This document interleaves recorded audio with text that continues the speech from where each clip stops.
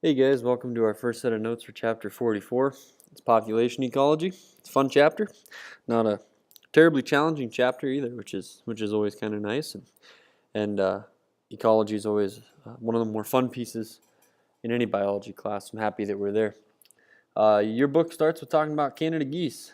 This picture was not taken near here, but you could certainly insert it as Canyon Lake because the park near Canyon Lake sure looks a lot like that. Your book talks a little bit about Canada geese from the get-go as an example of a population that's really important to us and a population that we've changed in some ways. Canada geese are primarily migratory. That's the way they should behave, but because in parks people feed them, we have large populations of Canada geese that are starting to become resident in just one area because it is a year-round supply of food that normally wouldn't be there that people are providing. So it's changing migration patterns in whole populations of Canada geese. Um, Near the late 1800s, Canada geese were hunted almost to extinction. We started to pass some laws to protect them in the early 1900s.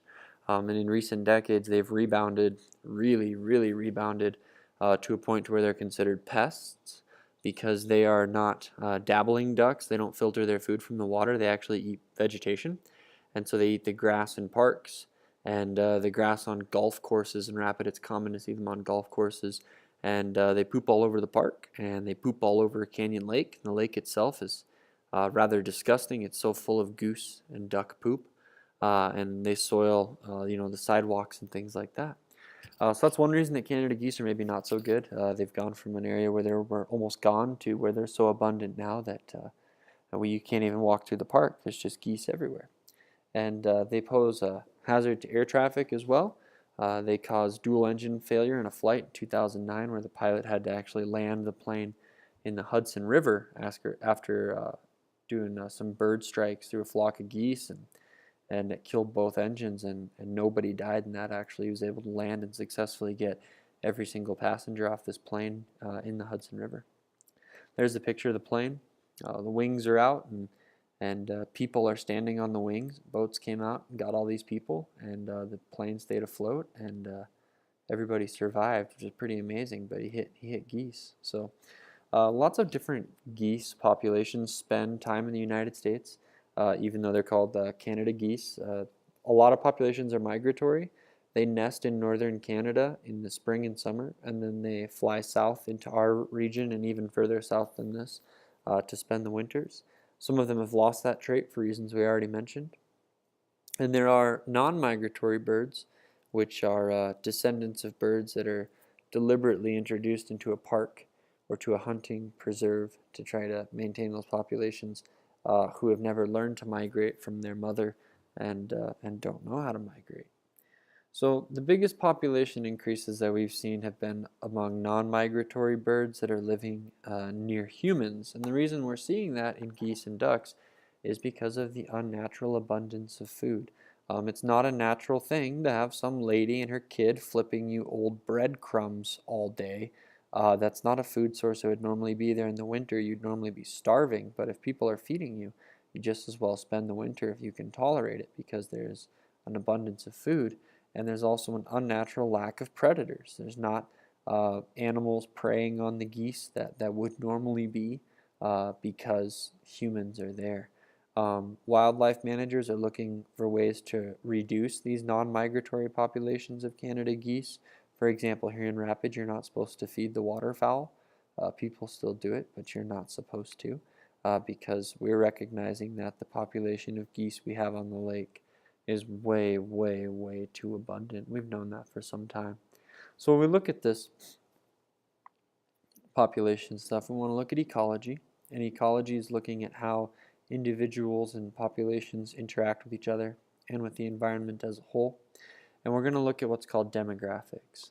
Demographics is the number crunchers in science and population studies. They talk about statistics about a population's traits, birth rates, death rates, mean age, immigration, emigration, all these things affect a population. And they look at the population size.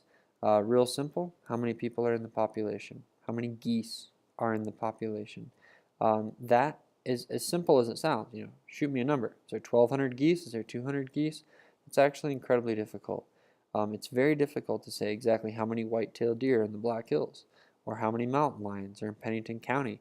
That's a hard number. You can't find every single deer at once and get that number. So we have to use sampling techniques. We have to sample a piece of the population and take that sampling as a whole. And a lot of times what we do is we mark recapture. So we catch as many deer as we can and we mark them. And then we do the capture events again and we see how many we can recapture. And we use that proportion to try to make a good estimate as to what the total population is. This deer is collared, so we know it's been captured. It's been numbered, so we know what number it is. And if we can recapture it, we can understand about how many deer there are in the area. If we can't recapture it, there are probably many, many, many deer in the area, and your book kind of outlines that formula for you. So you can plot sample. You estimate the total number of individuals in an area, and you base the counts in small parts of the area. This works really well for plants. Like let's say you and I are, we're wanting to know how many different populations of grasses are on a sample. Well, we just pull up a GPS or even a lawn dart, turn our back to the field and fling out 4 dots. Then we draw a little 1 meter by 1 meter square and we sample all the plant species in that sample. We do those 4 samples and we say that's a representative sample of the whole field's biodiversity. We might not be correct, but we're probably pretty close. Now, some things don't like to sit around in one place like plants, so we got to do the mark recapture. Mobile animal population size, you capture them, you mark them, you release them, you capture them again. It allows you to estimate the size of the population. So there's population density and there's population distribution. The population density is how many individuals per unit area. So like, I don't know, deer per square mile, grouse per square mile. You get these numbers, gives you an idea of how dense an area is with a certain population. And then there's the population distribution, which is the location of individuals relative to one another. So how close do they want to be, or where do they want to be located? Pardon me, to their neighbors. There's 3 ways to do this. There's clumped, there's equal, and there's random. You're going to see random with a lot of mobile animals. You'll see equal with ones who are competing over resources. And you'll see clumped and herd animals. So clumped distributions are really common to see. And it's because you have an uneven distribution of resources. If you have a lot of water in one area, you're going to get a very clumped distribution of aquatic plants and animals that are thirsty, right?